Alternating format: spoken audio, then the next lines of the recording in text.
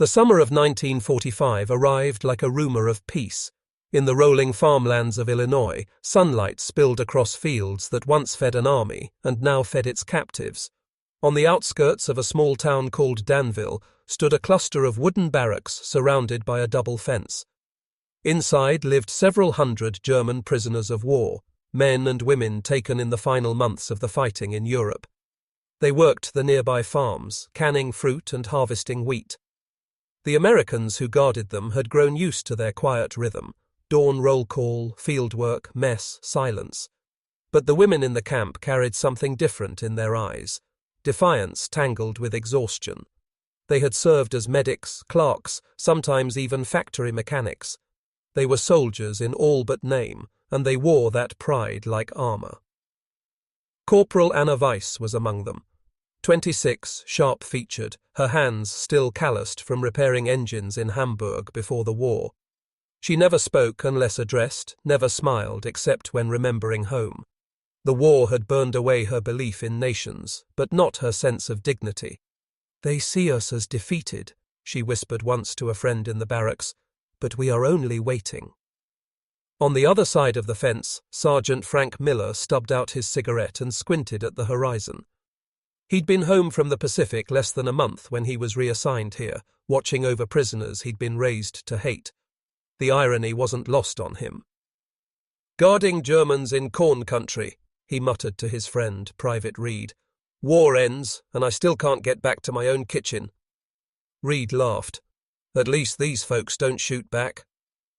Miller didn't answer. He'd seen what hatred did, to soldiers, to towns, to hearts. He wanted no part of it anymore. But peace, he realized, could be awkward. Nobody teaches you how to stop fighting.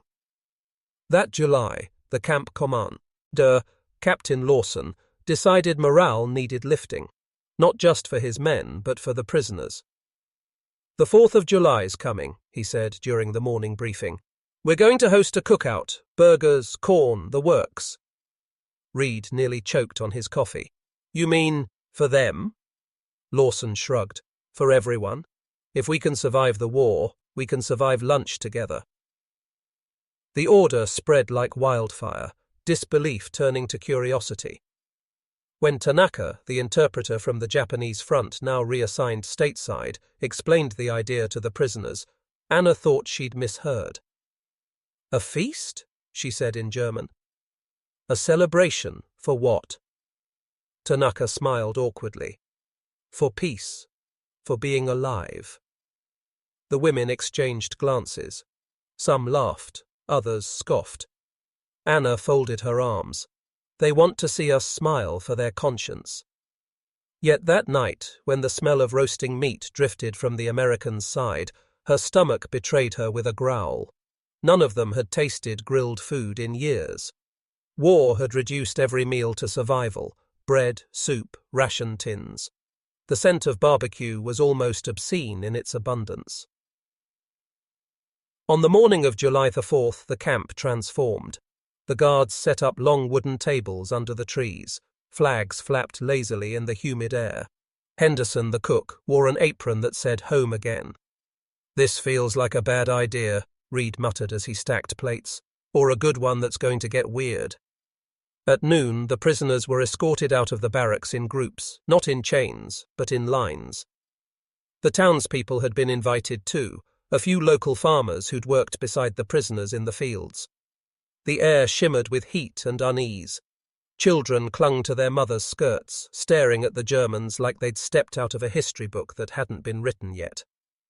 Anna stood near the edge of the crowd, arms crossed. The smell hit her first. Smoke, fat, salt. Then aimed the sound of laughter, hesitant at first, but real. Sergeant Miller stood by the grill, flipping burgers with military precision. When he caught Anna's eye, he nodded politely. She looked away, unsure how to respond.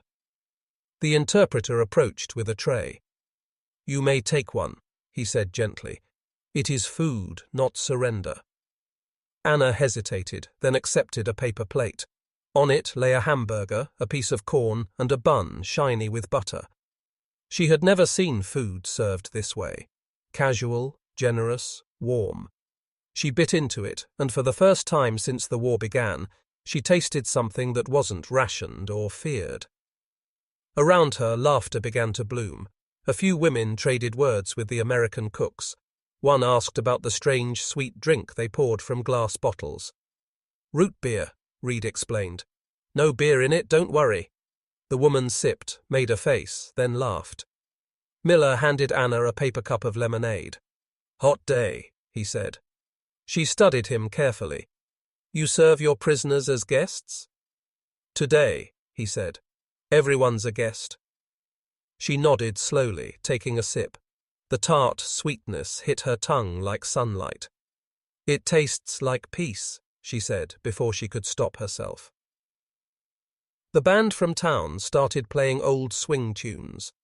Children danced awkwardly on the grass. One little girl offered a daisy to a German nurse who bent down, surprised, before tucking it behind her ear. A cheer rose when Captain Lawson toasted the end of the war. "To the living," he said simply. "May we never forget how much that's worth." Anna watched the Americans clapping and realized something unsettling. She had stopped seeing uniforms. Everyone was just sunburned, tired, and human. The war had drawn lines across oceans, but here they were being erased one plate at a time. As the sun began to fall, the music softened. Miller walked over, carrying a platter of leftover food. "You think we'll ever do this again?" he asked. Anna smiled faintly. "If we do, perhaps without fences," he grinned. "That's the idea." When the prisoners returned to their barracks that night, the air inside felt lighter. Some hummed bits of the swing music, others clutched the small flowers or napkins they'd been given. Anna lay on her bunk, staring at the ceiling, the taste of lemonade still lingering. She whispered, "So this is what forgiveness smells like. Smoke and corn, and something burning clean." Outside, Sergeant Miller sat by the dying coals, notebook in hand. He wrote a single line. Today, no one saluted, and it felt more like victory than VE Day ever did. That night, the Illinois fields glowed faintly under a rising half-moon. The last smoke from the barbecue drifted through the camp like a phantom memory. In the women's barracks, laughter still echoed in small bursts, awkward and genuine. Someone had smuggled a harmonica from the American band, and a few notes slipped between bunks before dissolving into quiet. Anna lay awake, staring at the ceiling beams, the smell of roasted corn still clinging to her hair. She felt something unfamiliar, a calm that frightened her more than hunger ever had. It was the terror of remembering what hope tasted like.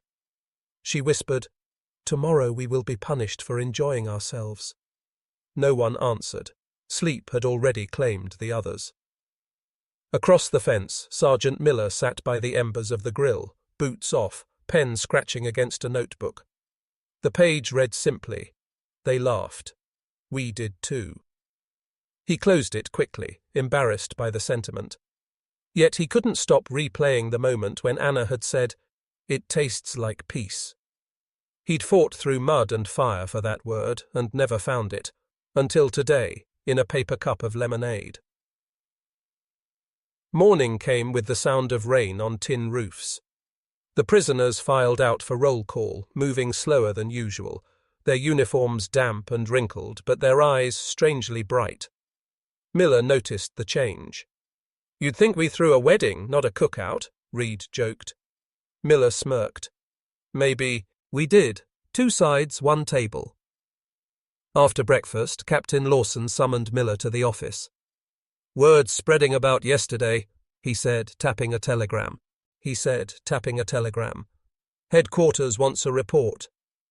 "Good or bad?" Miller asked. Lawson grinned. "Depends who reads it. Half of them think you turned prisoners into party guests. The other half think you discovered diplomacy." Miller shrugged. "All I did was grill burgers." Lawson leaned back. "Sometimes peace starts with smaller things than treaties. Write it up straight. Let the brass decide if kindness counts as strategy. Meanwhile, in the barracks, the prisoners cleaned and folded their few possessions. The guards had given them leftover fruit and a deck of playing cards. One woman sketched a small American flag in charcoal and pinned it beside a German one, forming a crude symbol that made even the most cynical pause. 2 pieces of cloth, Anna murmured, and the world trembles. That afternoon, rain cleared and the air smelled of wet soil. Miller made his usual patrol, stopping near the fence. Anna was there again, sleeves rolled, repairing a section of torn wire. "You working on my fence?" he teased. She glanced up, half smiling. "Fixing what separates us seems poetic," he chuckled. "Or dangerous. They'll think you're planning an escape." She shook her head. "If freedom means another barbecue, I will risk it." They both laughed softly. A camera flash popped behind them, Reed documenting the camp for an army newsletter. "Smile, lovebirds," he called. Both froze, embarrassed, then burst out laughing again. That photograph would later circulate in hometown papers under the headline, "From Enemies to Neighbors." Days passed, and the fragile normalcy deepened. The Americans taught the women how to play softball. The prisoners showed them how to mend torn gloves. A tiny market garden sprouted behind the barracks, tomatoes, beans, herbs, and everyone joked it was Camp Peace Plot number 1. At night, the sound of distant music replaced the tension that had once hummed through the wire. Yet not everyone approved. One morning, a military inspector arrived unannounced. His uniform was crisp, his expression colder than the rain. He watched the prisoners laughing over their work and frowned. "Sergeant Miller," he barked, "this is a detention facility, not a picnic ground." "Yes, sir." "Discipline looks soft here." Miller met his eyes. "Soft, sir, but it's working." The inspector sniffed. "Kindness breeds defiance." "Maybe," Miller replied, "but so does cruelty." The conversation ended in silence. The inspector filed a neutral report and left that evening, muttering that war made fools of everyone. Miller didn't care. The camp kept running smoother than ever. By August, the harvest season began. The prisoners were sent to nearby farms to help gather wheat. Under the wide Midwestern sky, the fences meant less and less. Farmers shared cold water, the Germans shared songs. Anna worked faster than most, her mechanical skill turned to fixing tractors. One farmer's wife offered her a slice of pie, and she froze before accepting. "It is strange," Anna said softly, "to be fed by those we once starved." The woman answered, "Strange, but better than the other way around." A week later, the camp held another gathering, smaller, quieter. No flags this time, only lanterns strung between poles. The prisoners presented gifts they had crafted from scrap wood, small carvings of birds, hearts, stars. Anna gave Miller a simple necklace made from a bootlace and a bent metal washer polished smooth. "To remember," she said. "Remember what?" he asked. "That enemies can choose not to stay enemies." The air grew still. Somewhere in the distance, a train whistle moaned. The moment stretched, heavy with everything left unsaid. Miller wanted to promise he'd write, but rules forbade it. So he said, "When you go home, tell them we had a good meal together." Anna smiled sadly. "If they believe me, peace has already begun." Weeks later, orders came for repatriation. The camp filled with restless energy, packing, inventory, the shuffle of boots on gravel. On the last morning, dawn painted the sky pink and gold. The prisoners lined up at the gate with their bags. Anna stepped forward, eyes steady. "You will forget us," she said quietly. Miller shook his head. Not the smell of smoke or the sound of laughter. She extended her hand. He took it. For a heartbeat, time refused to move. The trucks pulled away, raising dust that glowed like ash in the rising sun. The Americans stood watching until the road emptied into horizon. Only the faint scent of charcoal remained. That night, Miller sat alone by the cold grill. He poured himself a drink, not of whiskey, but of lemonade, and whispered, "To the guests who taught us to host." The fireflies blinked like tiny sparks of memory. He thought of the photograph, two silhouettes laughing beside a fence, and smiled. Years later, in 1960, that photograph hung in a small museum display titled Bridges of 1945. Visitors stopped to stare at the faces, a weary American soldier, a young German woman, sunlight on wire. The caption read, "They met over barbecue, not bullets." Anna, now living near Hamburg, read about the exhibit in a newspaper. She travelled 2 days to see it. Standing before the picture, she touched the glass. "He kept his promise," she murmured. Then she walked outside, bought a lemonade from a street vendor, and drank it slowly as the bells of the city rang for summer. By autumn, the fields around Danville turned gold again.